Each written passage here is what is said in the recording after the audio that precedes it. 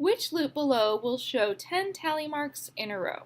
All right, let's start with answer choice A. So I is 0.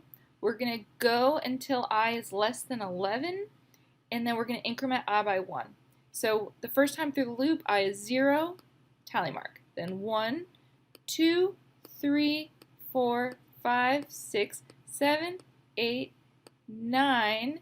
When I is 10, it will work. Then it will become 11 and it will break. So how many tally marks is this? 1, 2, 3, 4, 5, 6, 7, 8, 9, 10, 11. So it's not A. So let's see here. We want something similar to this, but let's end. If we're going to start with I is 0, we're going to want to end when it's less than 10, because that will give us one less tally mark. And so that would be C. So if we start at 0, we need to go to less than 10. If we started at 1, then we would go to less than 11. C is the answer.